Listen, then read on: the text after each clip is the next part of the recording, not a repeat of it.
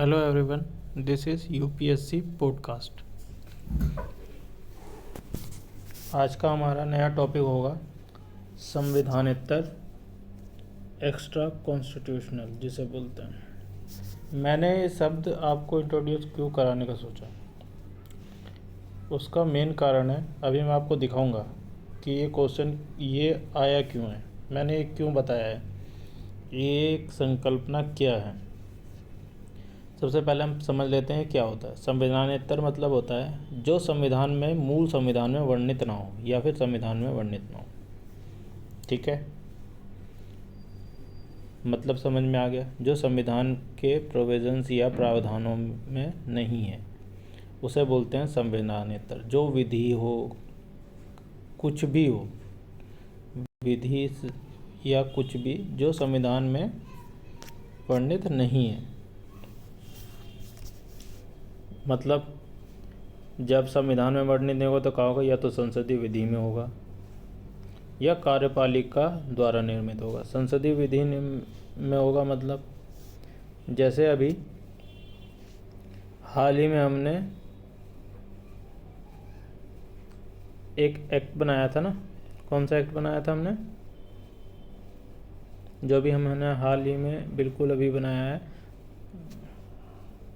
जम्मू कश्मीर को लेके, वो मूल संविधान में तो नहीं था लेकिन संसदीय विधि द्वारा निर्मित किया गया। जजों की संख्या बढ़ाने को लेकर, ठीक है, ये सब होते हैं संसदीय विधि द्वारा निर्मित होते हैं, पर ये मूल संविधान तो संविधान इतर कहलाएंगे। एनजीओस के लिए कोई प्रावधान हो गया, पंचायतों के गठन को लेकर कोई प्रावधान हो गया, ये सब।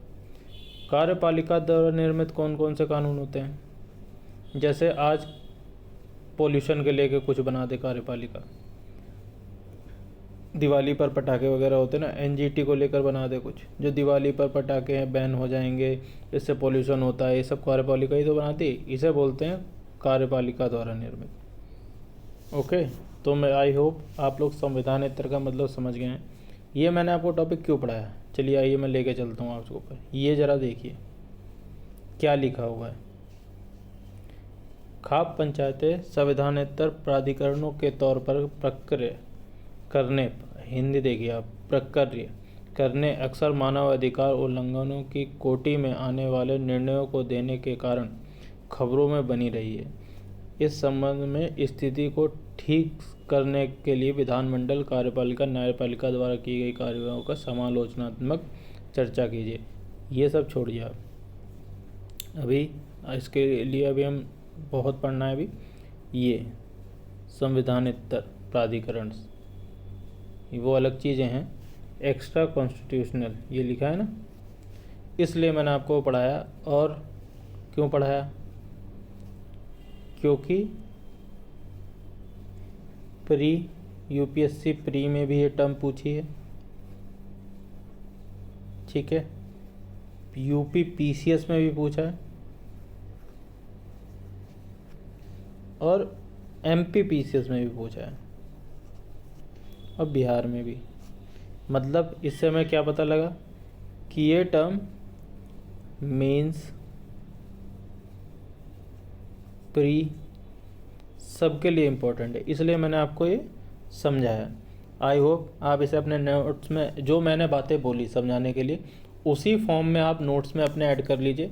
ये आपके लिए क्लियर कट, आपके कॉन्सेप्ट क्लियर रहेगा। वरना बुक्स की लैंग्वेज लिखेंगे तो आप याद नहीं कर पाएंगे। हाँ, जो अगर कॉन्सेप्ट क्लियर हो गया तो आप उस चीज़ को अपनी कॉपी पे लिख पाएंगे बाद में, या फिर आपका प्री में आएगा तो उसे सॉल्व कर पाएंगे। आई होप ये नॉलेज आपके लिए फ़ायदेमंद रहेगी। मिलते हैं अब हम कल आगे के लिए।